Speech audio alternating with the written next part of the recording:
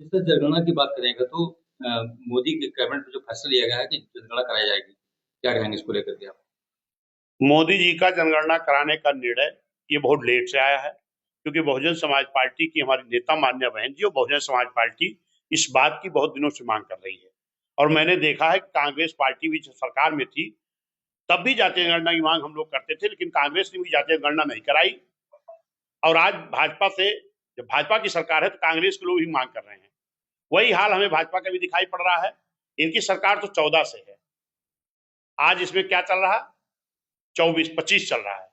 14 से आज 25 चल रहा है, यानी 11 साल हो गया। चलो देर से ही सही, अगर ये जनगणना करा रहे हैं इसके लिए इनका स्वागत है।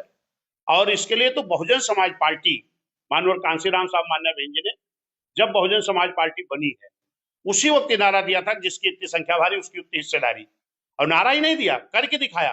तमाम ऐसी जाति समाज के लोग इस देश में रहते थे जिनको वोट देने का अधिकार बाबा साहब ने तो दिया था, लेकिन उनको चुनाव लड़ने का अधिकार नहीं था।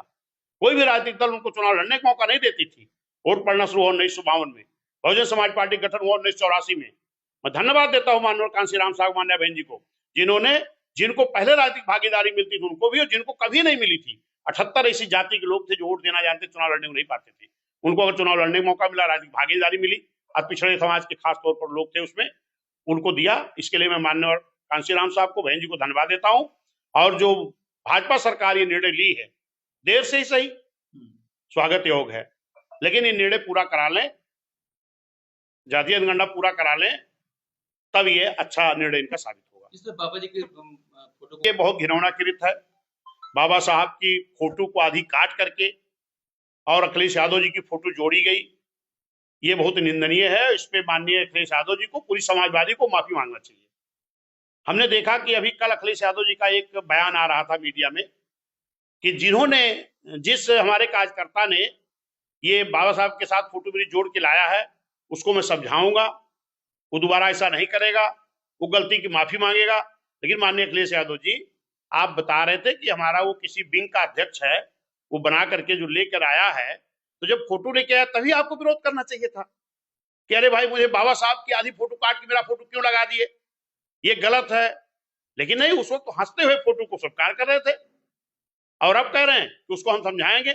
माननीय अखिलेश यादव जी को उसी वक्त उसको समझाना था कि बाबा साहब के बराबर मेरी फोटो कहां जोड़ दिए हो, लेकिन उनको लगा कि हम बाबा साहब बराबर हो गए हैं। बाबा साहब इस विश्व के विद्वान हैं, बाबा साहब बराबरी कभी नहीं कर सकते माननीय अखिलेश यादव जी। बाबा साहब के कोने के बराबर भी नहीं है जो बाबा साहब है।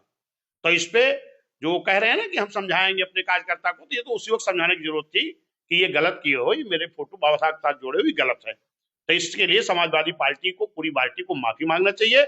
और ये समाजवादी के लोग कोई नई बात थोड़ी ना है, ये समाजवादी के लोग इसके पहले भी बाबा साहब का पार्क जो गोमती नगर में बना है, उस गोमती नगर पार्क का जब मान्या बहन जी ने बनाया बाबा साहब स्मारक स्थल, तो उसको इस समाजवादी के लोगों ने कहा था कि पार्क नहीं, अस्सी गड्ढा है। उसके बदले में बहुजन समाज पार्टी को ये जो अयासी गड्ढा बोला था समाजवादी के लोगों ने, उसके विरोध में निंदा, एक निंदा की गई थी।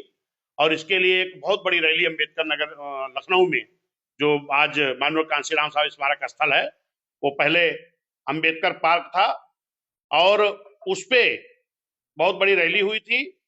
और रैली में माननीय कांशीराम साहब ने इस बात को कहा था कि इसका जो इस तरह का निर्णय जो समाजवादी पार्टी ने लिया है, जो इस तरह का बयान दिया है, इसका हम विरोध करते हैं, निंदा करते हैं।